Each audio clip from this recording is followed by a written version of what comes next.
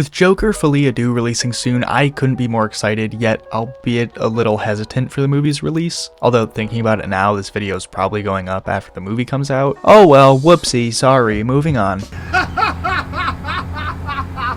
I really enjoyed the first film, and it's easily one of my favorite renditions of the character and an overall great comic book movie, so the sequel has me really intrigued. But after realizing that this movie, the solo Joker movie, is getting a sequel, I can't help but feel like this character is being overused. And I have a feeling that I'm not alone. Let me introduce you to the new Joker! Batman has such a vast lineup of villains, with his rogues gallery being arguably the best in all of comics, but constantly falling back on the most iconic one is beginning to feel like a crutch for studios these days. So I figured with this video, we'll look back on the previous versions of the character and figure out whether or not the Joker should be put to bed for a while. And spoiler alert, he does. So where exactly does the Joker stand today? Well, after Joaquin Phoenix's portrayal in the Solo film, the character hit a new peak of critical and commercial success, making over $1 billion and becoming the highest grossing R-rated movie of all time. This version presented a much more grounded look at the character's origin, placing him into a world that mirrored our own social anxieties. It was a fresh take, but also one that sparked debates amongst fans and controversy to the public. Should the Joker have this much backstory, or is his mysterious nature part of the appeal? And while the general public seems to be tired of the character, his popularity seems to be at an all-time high. The first movie was successful as hell, and even the deleted scenes of the character in The Batman has millions and millions of views across the internet.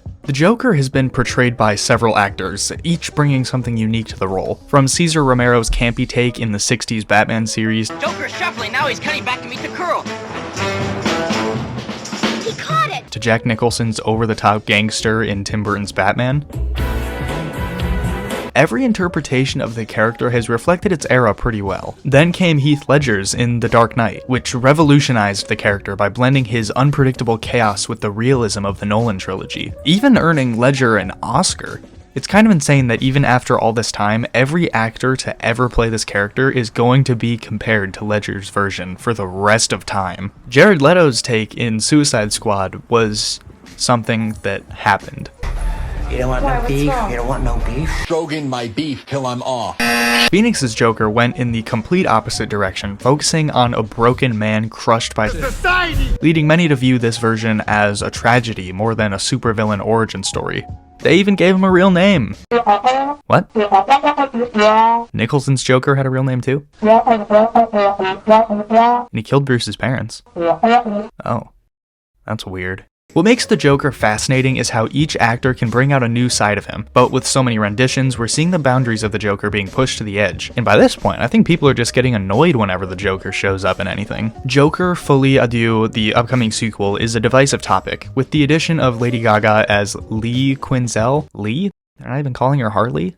Alright, okay, sure. The film is a musical, and people are pretty split on this one. This sequel could be absolutely groundbreaking, or it could fizzle out and flop at the box office. The early reviews for the film are all across the board. Some are calling it haha land, and while I think that's hilarious, it might not actually be too far off. But then again, who am I to complain? La La Land is like one of the best movies ever made, so who am I? Let's face it, the Joker is everywhere. From major movies to TV series or everywhere in the comics to all of the video games, this dude is unavoidable. But this overexposure has come at the cost of what made the Joker such an intriguing character in the first place. In the comics, the Joker has always been Batman's most famous and feared villain. However, there's been a saturation point. Whether it's Nicholson's version, or Ledger's dark and gritty take, or Leto's gangster portrayal, the character has been milked for so much content that fans are starting to feel the fatigue. Man, maybe it's not superhero fatigue anymore. Maybe it's just Joker fatigue. But that leads to an even bigger question. Does the Joker still resonate with audiences the same way he once did? Or are studios clinging to an outdated idea of this character? After all, when you keep going back to the same character for tension and drama, there's a risk that you'll run out of ways to keep him fresh and impactful. The Batman universe is filled with incredible villains who are often overshadowed by this character. People like Mr. Freeze or Poison Ivy, and even the Riddler each bring something unique to the table. Mr. Freeze, for example, offers a tragic narrative driven by loss and science, while Poison Ivy's environmentalism extremism is highly relevant in today's climate issues. The Riddler, particularly in The Batman, showed that other villains can be just as terrifying when given the right story. That was a major step in the right direction. And oh, you just used him to tease the Joker. Okay. Giving some of these other villains the spotlight could breathe new life into the Batman franchise. By focusing on the Joker time and time again, we risk missing out on the complex and nuanced stories these characters have to offer. After all, a good hero is defined by the variety of their villains, and Gotham's rogues gallery is amongst the best in all of comics, as I stated previously.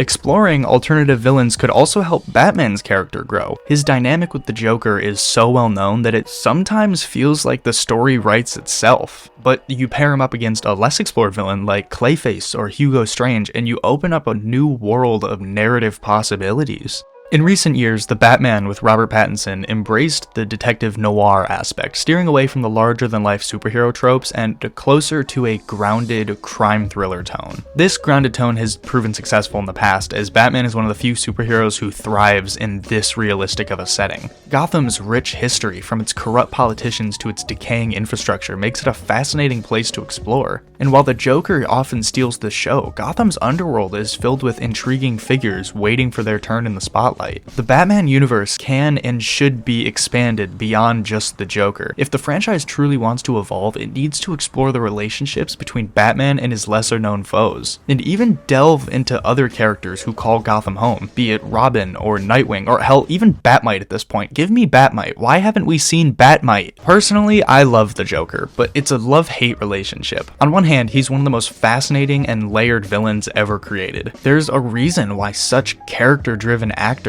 like Ledger and Phoenix are drawn to the role and even won Oscars for their performances. On the other hand, I just can't help but feel that he's being used over and over to just avoid risks. And that's understandable, honestly. The Joker is a safe bet, but it seems like every time Batman hits the big screen, the Joker has to follow, or vice versa. Like, seriously, did we need Bruce's parents to get killed in this movie? Like, what was the point of this? So, do I like the Joker? Well, yeah, he's one of my favorite villains. But do I also think the character needs a break to give other villains a chance to shine? Yes. Please, yes. I'm so sick of this guy. Get this clown out of my face, please. James Gunn's upcoming DCU reboot could potentially breathe new life into the Joker, or it might take the character in an entirely new direction. With Gunn in charge, we finally have somebody making the creative decisions who's really plugged into social media and knows what people want. There's also the question of whether Gunn will introduce the Joker at all in his new DCU plans. Given how many recent portrayals we've had, Gunn might opt to sideline the character for a while in favor of other villains or focus on more fresh stories. If Gunn decides to incorporate the Joker, there's no doubt it'll be successful. No matter how upset we get at the studios for using this character too much, we're all still gonna show up, let's face it. But also, I might eat those words if Joker 2 flops, because like, who am I? I'm just some guy on YouTube who makes silly videos. Like, I'm not. But it would be cool to see the Joker become less of a solo act and more of an ensemble player, interacting with other villains in ways that we haven't seen before on screen. Whether that be more villains in Gotham, or something bigger like the Legion of Doom. Batman's rogues gallery is vast and diverse, yet if you ask a random person on the street to name a Batman villain, they're probably gonna say the Joker. Whereas if you ask someone to name a Spider-Man villain, you'll get a number of different answers. You'll get Green Goblin, or Dr. Octopus, or Venom.